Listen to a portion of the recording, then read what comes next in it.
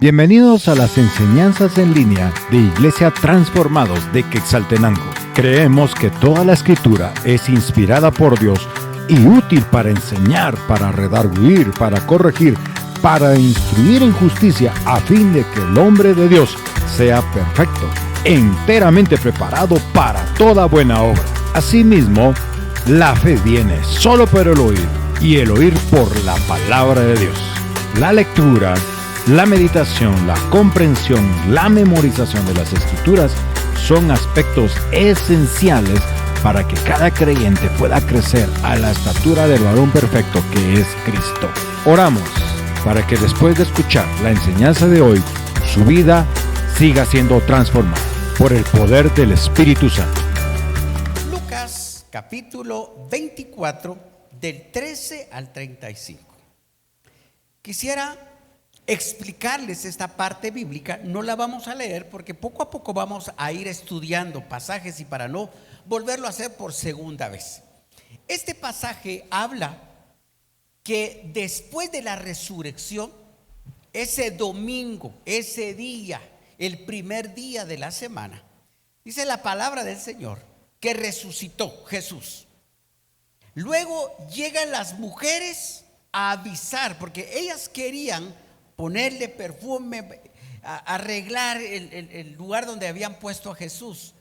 Pero la Biblia nos va explicando que cuando llegan, seguramente fue una crisis, porque había que entender, ellos estaban tristes.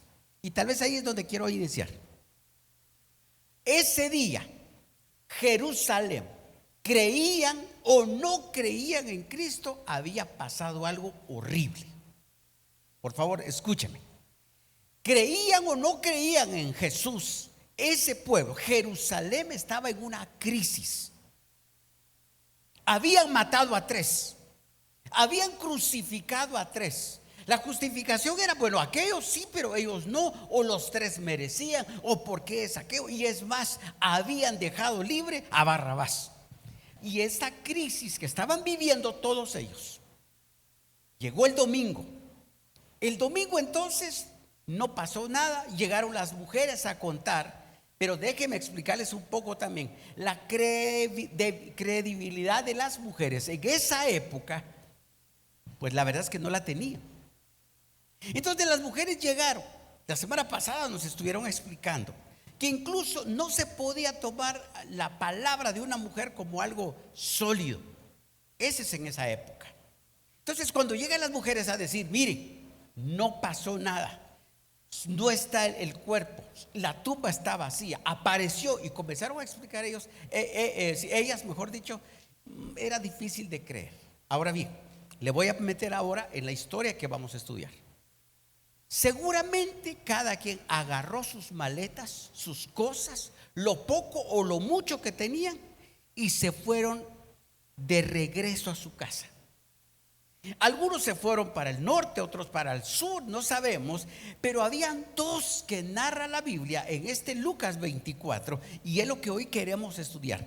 Estos 2, dice que iban caminando, y vamos a ir estudiando, iban caminando a Emaús. Emaús era una aldea, un pueblito, digámoslo así, que estaba a 11 kilómetros. Traté de pensar y más o menos es de aquí a San Cristóbal Totonicapán. Pensando un poquito, es de aquí prácticamente despuesito de la fábrica Cantel. Pensando por el lado de arriba, un poquito más arriba que la, ¿cómo se llama? Ahí se me olvidó, de Botrán. ¿Cómo se llama esta? La casa Botrán. Un poquito más hasta allá. Entonces, trate de pensar que sí era un poco largo y un poco corto. Largo porque no estamos acostumbrados a caminar 11 kilómetros, ¿verdad? Pero corto porque seguramente en un carro, en una bicicleta, aún siendo bicicleta, va a ser menos tiempo. Entonces, caminando van ellos cuando comienzan a hablar acerca de esto. Ahora, ¿por qué creemos nosotros que es tan importante hablar de la resurrección? Fíjese que Hechos capítulo 1, 22. Desde que fue bautizado por Juan hasta que subió al cielo, están hablando los discípulos, es necesario pues que uno de ellos sea agregado a nosotros. Acuérdense que murió Judas Iscariote, que estaba entre los 12. Entonces dijeron ellos, para que junto con nosotros dé testimonio de que Jesús resucitó. Había entonces un perfil para el que sea discípulo. Quiere decir que la resurrección debe ser una cosa que marca la vida. Incluso la predicación. Todas las iglesias deberíamos predicar siempre o en cada sermón, mencionar la palabra resurrección, el día de la resurrección. Hechos 4:33 dice: y con gran poder los apóstoles daban testimonio de la resurrección del Señor Jesús, y abundante gracia era sobre todos ellos. Cada predicación, cada iglesia, cada domingo, cada lunes o cuando haya una oportunidad, siempre tendríamos que predicar sobre la resurrección. Esa es la base de todo. Incluso cuando en el capítulo 4 de Hechos, en el capítulo 3, Pedro y Juan iban al templo a orar, y luego hubo un milagro, un cojo de nacimiento es restaurado, y este es un espectáculo terriblemente bueno.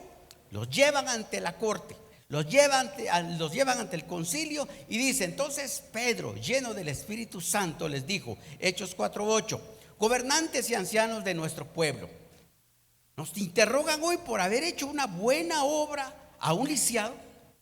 ¿Quieren saber cómo fue sanado? Déjenme decirles, dice Pedro, claramente tanto a ustedes como a todos los del pueblo de Israel, que fue sanado por el poderoso nombre de Jesucristo de Nazaret, el hombre a quien ustedes crucificaron, pero a quien Dios levantó de los muertos. Cada predicación siempre se nombraba la resurrección. Por eso es que nosotros tenemos que predicar de la resurrección. Regresemos al pasaje. Estos dos discípulos, camino a Emaús, iban, y veamos capítulo 24, 15 de Lucas. Sucedió que mientras hablaban y discutían entre sí, Jesús mismo se acercó y caminaba con ellos, mas los ojos de ellos estaban velados para que no le conocieran. Número 1, si usted está escribiendo, ese camino a Emaús seguramente se volvió un camino de discusión y de pérdida de visión. Número 1, seguramente el camino a Emaús se volvió un camino de discusión y pérdida de visión. ¿Por qué creo yo en esto? Porque cuando iban caminando, comenzaron a recordar cómo es que ellos llegaron a buscar a Jesús, cómo es que le siguieron, cómo es que vieron los grandes milagros, pero ahora discutían, dice. ¿Qué creo yo? ¿No se imagina usted qué discutirían ellos? Yo pienso que ellos discutían posiblemente la pérdida de tiempo. Mira, voy a hacer un compañero imaginario aquí. Mira, yo creo que de balde fuimos. Sí, ¿verdad?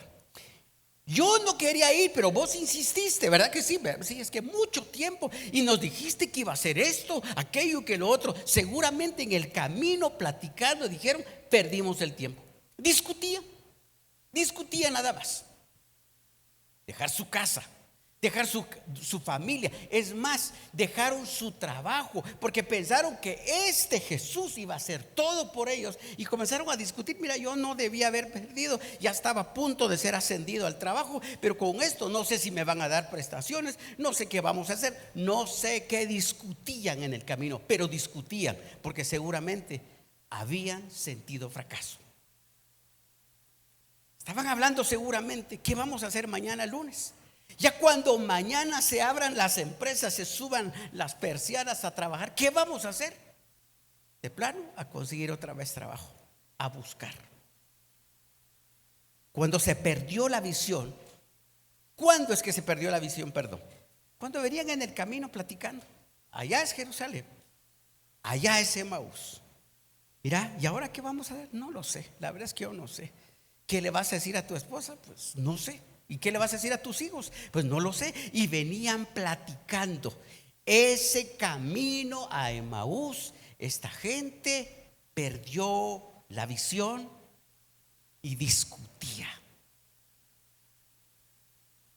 Miren, Si nosotros estamos con estas dos señales, oiga iglesia, por favor, si estamos con estas dos señales significa que vamos en ese camino a Emaús. ¿Cómo sí? Sí, porque a muchos de nosotros discutimos. Yo pensé que era una cosa así, yo pensé que la iglesia era así, yo pensé que los evangélicos eran así, yo pensé que esto era así y así, así. A veces discutimos y perdemos la visión. Sí, yo también, yo le eché ganas, yo le entré con ganas, yo aporté, yo hice aquello, sí, de balde y esto y esto. Por eso es que esta historia me gusta, porque no es una historia solo para enterarme qué pasó, sino es algo que estamos viviendo ahora. Mucho cristiano está caminando por el camino a Emaús, discutiendo por todo.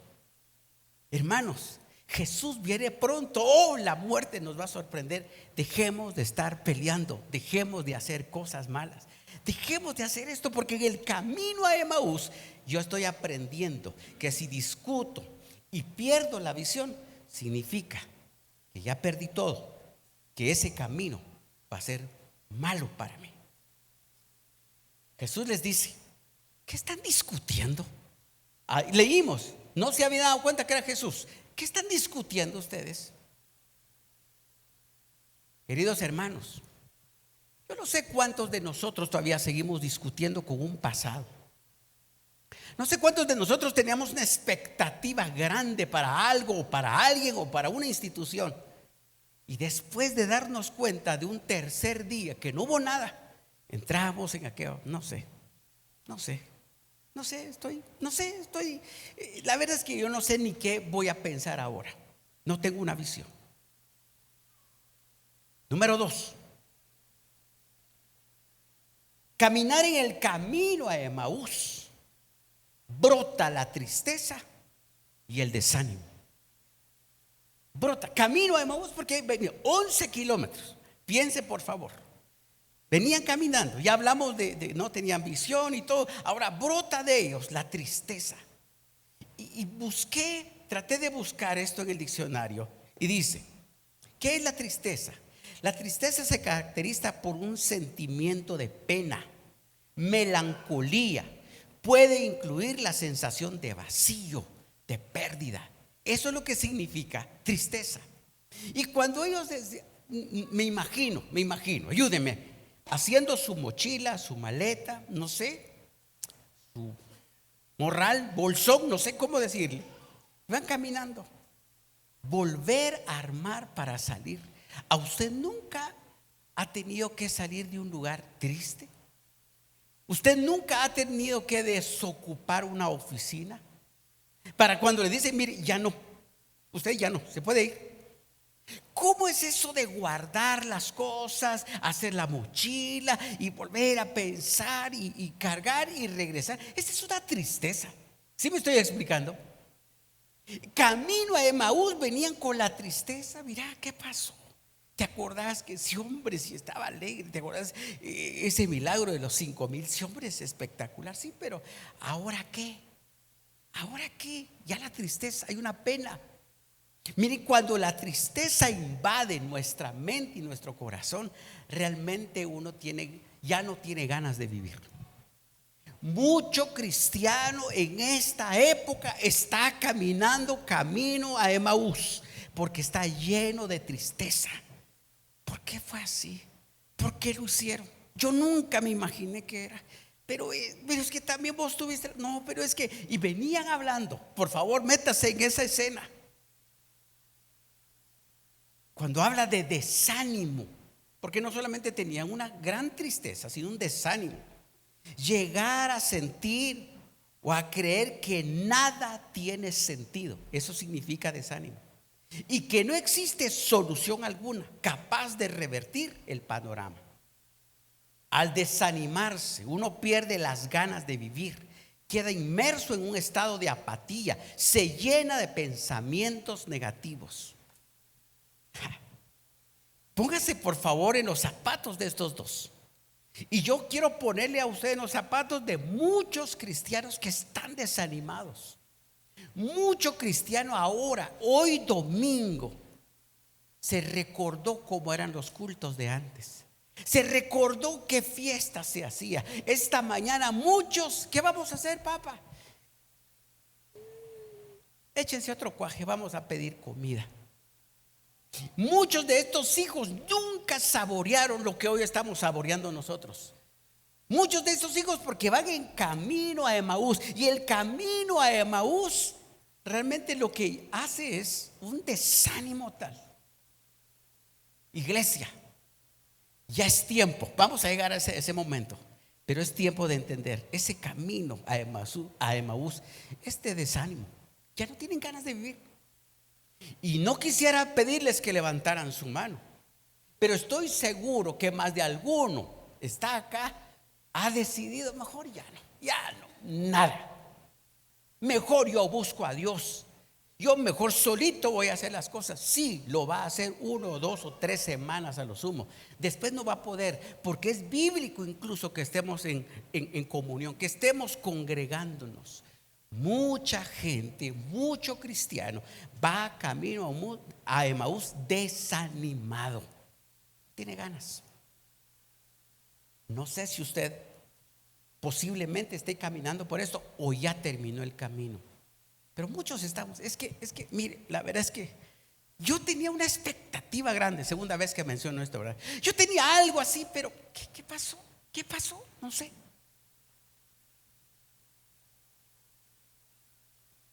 Pero los que esperan en Jehová tendrán nuevas fuerzas, se levantarán como las águilas, correrán y no se cansarán, caminarán y no se fatigarán. En el nombre de Jesús, iglesia, no se desanime. Ese camino tiene que acabarse hoy. Ya deje de estar pensando en lo anterior, pensando en aquello. Ese camino a Emaús debe acabarse. Iglesia, levántese de una manera física, no, de una manera espiritual. Levántese, hombre. Yo sé que falta mucho camino todavía. No se desanime, levántese como las águilas, corra, camina y no se canse, porque esa es promesa de Dios en Isaías 40:31. Número 3.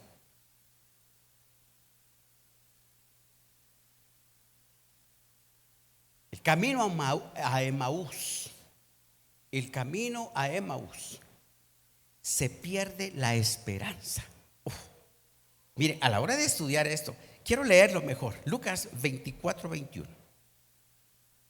Ellos estaban hablando ya con Jesús, pero nosotros esperábamos que Él era el que había de redimir a Israel.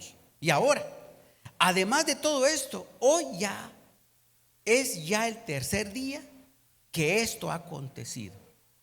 Aunque también nos han asombrado unas mujeres de entre nosotros, las que antes del día fueron al sepulcro. ¿Qué es entonces el camino a Emaús? Se pierde la esperanza.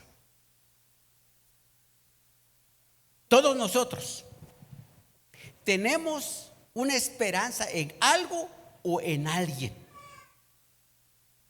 Todos nosotros deseamos hacer esto. Por ejemplo, usted tal vez luchó para que sus hijos vinieran hoy al culto, por decirle algo.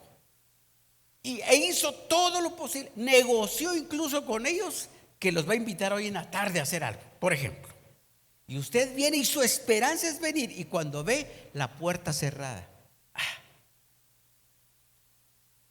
cuando la esperanza ya no hay, según lo que estamos estudiando, prácticamente se muere en vida. Pensamos, decían ellos, que él iba a derrotar a los romanos. Nosotros pensamos que iba a hacer la toma. Si hace 8 días vieron cómo fueron la entrada triunfal, si hace 8 días era una algarabía, hace 8 días la gente lo levantaba y decía: este es. Hace 8 días. 8 días después, nada.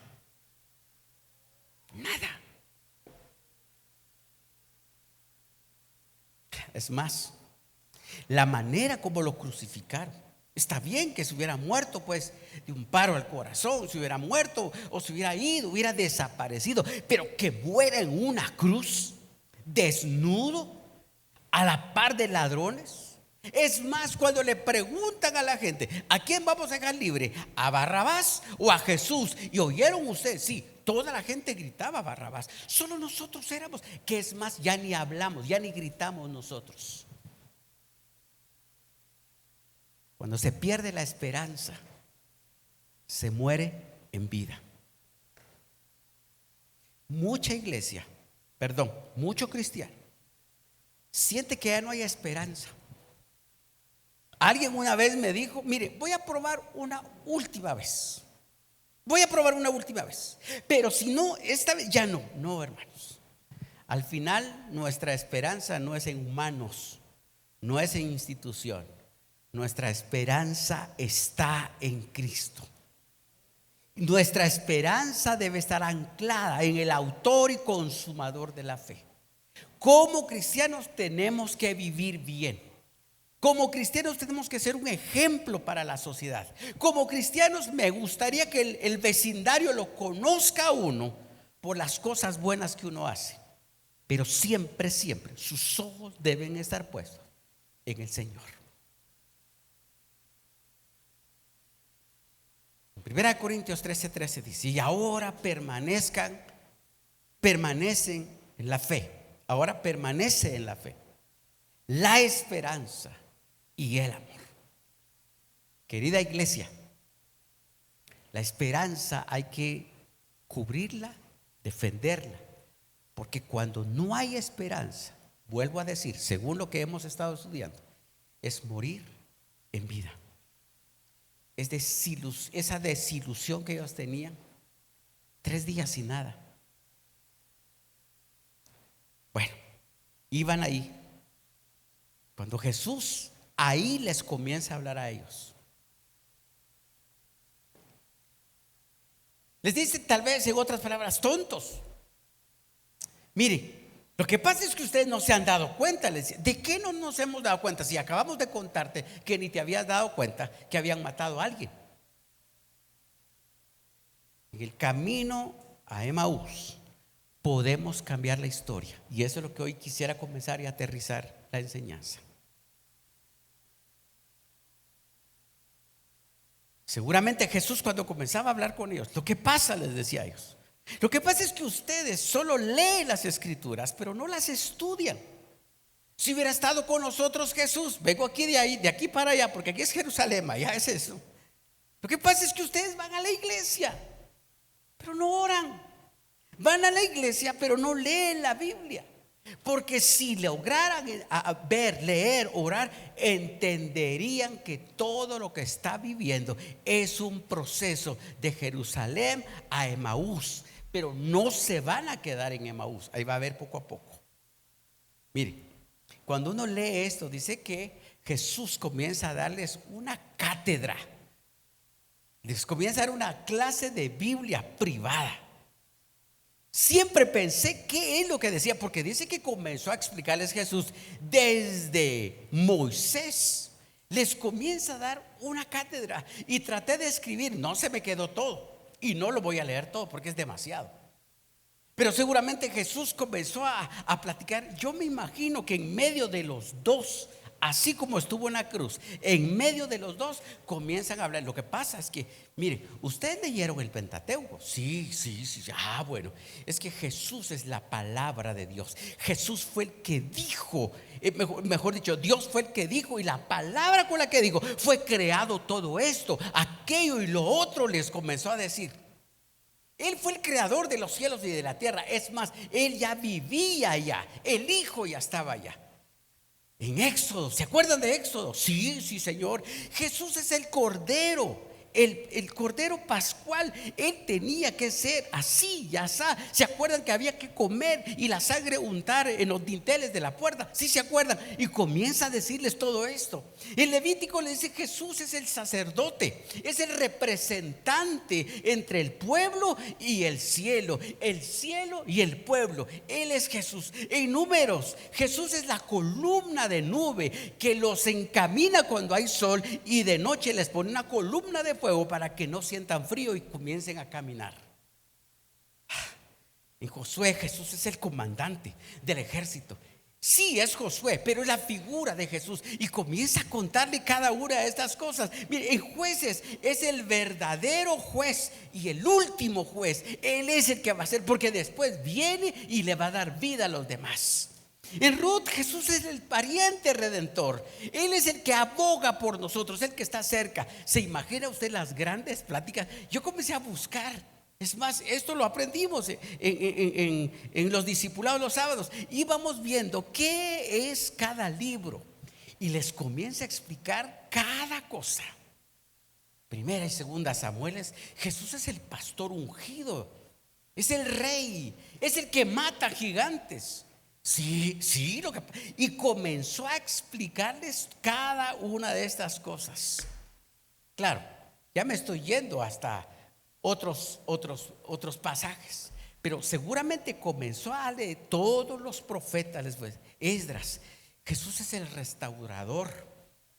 Él es el que va a levantar el templo, pero no el templo físico, sino el templo que tenemos adentro.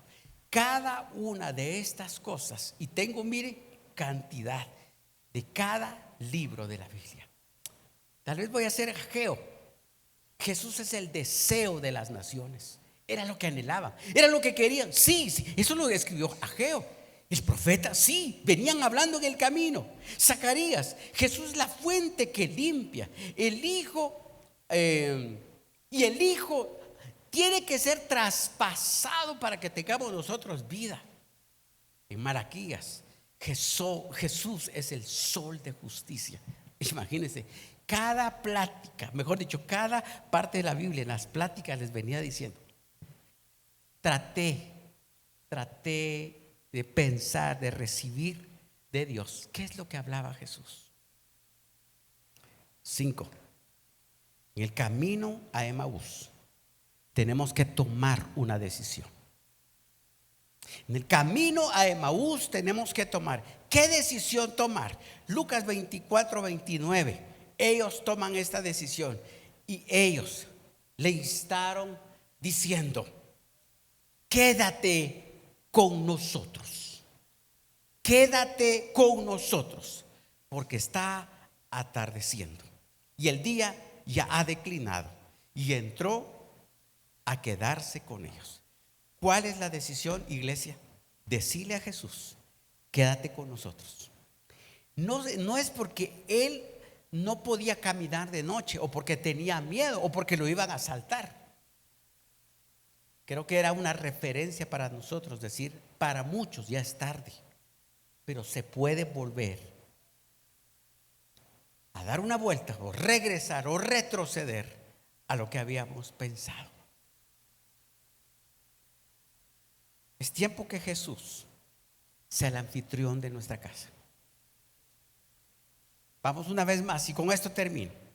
Jerusalén, camino a Emaús. Van explicándoles. Ya estando casi cerca, les comienza a explicar a ellos, Jesús les explica a ellos quién era el Cristo, qué es lo que tenía que hacer, qué es lo que tenía que padecer. Miren, todo lo que pasó es por un propósito, es para salvarnos. Y ellos seguramente, bueno, quédate, por favor, quédate. Entraron a la casa, comenzaron a comer, pero la señal, creo yo, y ahí mi mente quedó, espero que les ayude con esto. Dice la Biblia que tomó el pan, él se sentó seguramente en la cabecera de la mesa, y a la hora de darle a la gente, solo visualice esto: cuando le dio el pan, seguramente vieron la herida en la mano, y ahí fue cuando se dieron cuenta y reaccionaron, y en ese momento desapareció.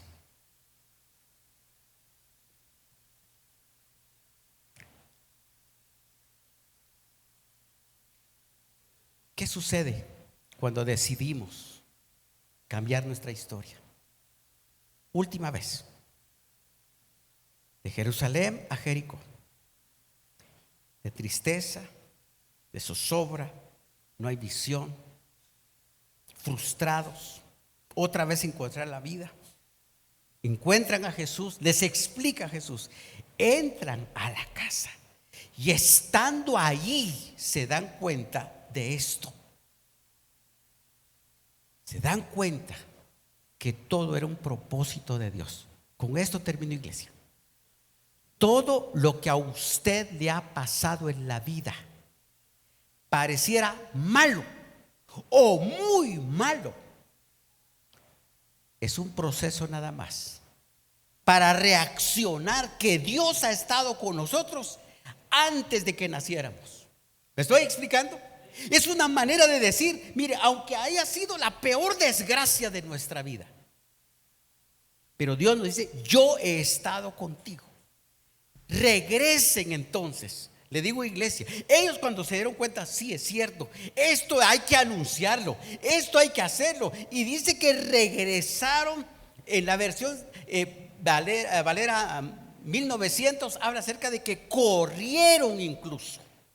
Si 11 kilómetros le llevó caminando despacio para oír todo el proceso, el regreso fue más fácil para anunciar. Ahora, quisiera que ustedes entraran en esto. Ya estoy terminando. Llegar y volver a tocar la puerta donde algunos todavía estaban. Otros discípulos también ya se habían ido, ya habían hecho su maleta, habían llorado, habían demasiada carga de tristeza para regresar otra vez a su casa.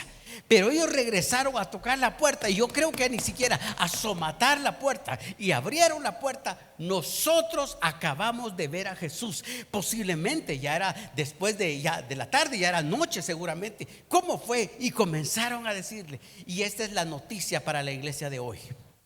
Aun cuando ustedes tenían una expectativa grande con alguna persona, todo esto sirve para que nos demos cuenta que Dios ha estado con nosotros, y que cuando estamos cerca de Él se abren nuestros ojos, reaccionamos y regresamos a anunciar a aquellos. Una de las cosas que esta iglesia está haciendo, transformados, es que la transformación no sea solamente de labio, sino que sea una transformación del corazón y de la mente. Que lo que hacemos tenga concordancia con lo que estamos haciendo, que lo que decimos tenga congruencia con lo que hacemos. Esa es la idea. Venir una vez más a Jerusalén a decir, sí, ha resucitado. Nosotros lo vimos. Ahora que nosotros íbamos en el camino y estábamos tristes, afectados y todo lo que estudiamos, hoy nos damos cuenta que Jesús resucitó. Iglesia, a lo mejor usted, dele gloria a Dios. A lo mejor usted dijo, ya no voy a pensar más en casa porque me di cuenta que mejor sigo alquilando. No, hay una buena noticia. Puede resucitar ese sueño de comenzar a comprar una casa.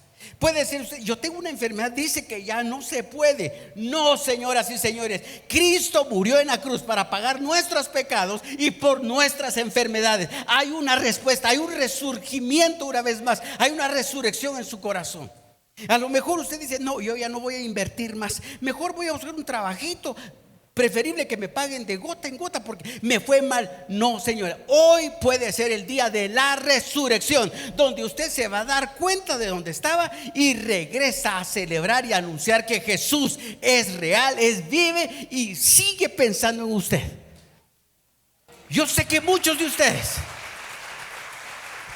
posiblemente una relación con un fracaso, una relación que pensaron porque tenían una expectativa grande y están camino a Emaús. No, iglesia, hoy es el anuncio que Jesús resucitó y resucita también aquello que Dios le había prometido y dado a usted. Hoy hay un día de resurrección. Yo no sé cuál es lo que tiene que resucitar en el corazón de ustedes. No sé si es una situación económica, no sé si es una situación familiar, donde las cosas en la casa ya no tienen pies ni cabeza. Todo lo que usted hace mal y todos se enojan con usted y usted ya está frustrado, caminando otra vez a esconderse a su casita en Emaús.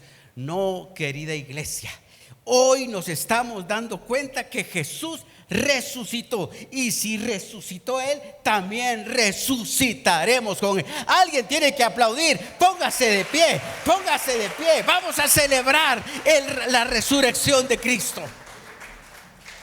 Cuando estaba escribiendo este bosquejo, quiero pedirle a usted, si usted está pasando por alguna necesidad, espacio no tenemos, pero sí Dios lo conoce. Si usted está pasando por una necesidad, no sé si es económica, emocional, sentimental, física, no sé qué está pasando. Padre, en el nombre de Jesús, yo declaro que regreso de Emaús a Jerusalén a anunciar que tú vives, que tú resucitaste, y juntamente con eso resucitará lo que yo necesito. Vamos, iglesia, vamos, iglesia.